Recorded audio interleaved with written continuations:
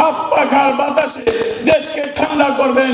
আগামী নির্বাচন হবে হাত পাখার নির্বাচন। চেয়েছিলাম অধিকার, হয়ে গেলাম রাজাকার। এই যে বৈষম্য বিরোধী আন্দোলন, এই আন্দোলন করতে গিয়ে করার পরেও আজকে আমরা শ্রমিকরা বৈষম্যের শিকার।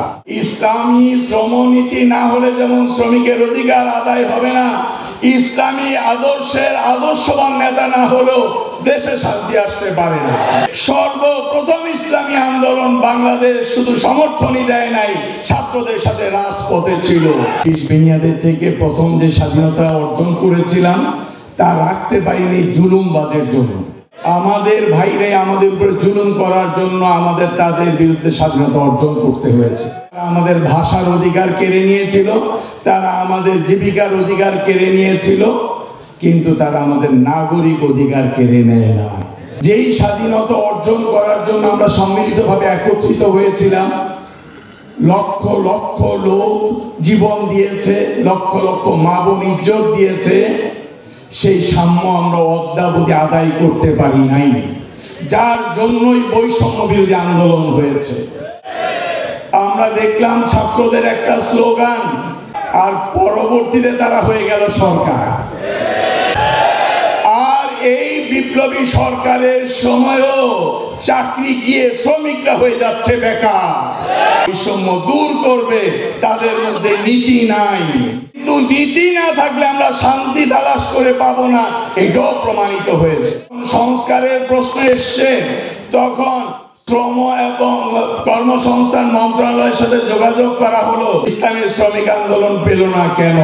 তখন তারা জানিয়েছে, আপনারা কোনো সিস্টেমিক বাংলাদেশ সরকারের আইন অনুযায়ী আপনারা শ্রমিক সংগঠন নন, আপনারা একটি মানবিক প্ল্যাটফর্ম, এই জন্য আমরা আপনাদেরকে চিঠি দিতে পারি নাই।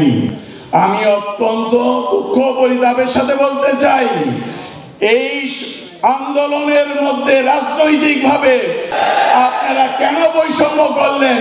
আজকে উপদেশটা আপনারা দেন কলিমুদ্দিকে, কিন্তু উপদেশটা ইসলামী আন্দোলন বাংলাদেশে যারা মেহনত করেছে তারা পায় নাই। এর প্রধান কারণ হচ্ছে বিশ্বের মধ্যে সবচেয়ে একটা সহজ জিনিস হলো উপদেশ দেওয়া, আর সবচাইতে কঠিন একটা কাজ হলো নিজেকে সংশোধন করা। ইসলামী আন্দোলন বাংলাদেশ এবং তার সহযোগী সংগঠনের সমস্ত নেতা কর্মীরা আগে নিজেকে সংশোধন করে, তারপরে মানুষের উপকার করে। এই জন্য ইসলামী আন্দোলন বাংলাদেশ এবং এর সহযোগী সমস্ত সংগঠন জনগণের বন্ধু। আমি শেষ কথা বলতে চাই, শকুন কোনোদিন জনগণের বন্ধু হয় না। শকুনের বন্ধু হয়, অথবা শকুনের বন্ধু হয় কুকুর।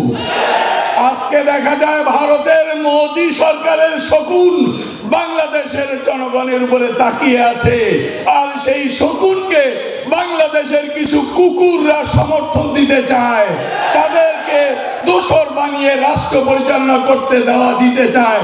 ইসলামী আন্দোলন বাংলাদেশের একটি জনগণ বেঁচে থাকতে ওই শকুন এবং কুকুরকে এই দেশে রাখবে না ইনশাআল্লাহ।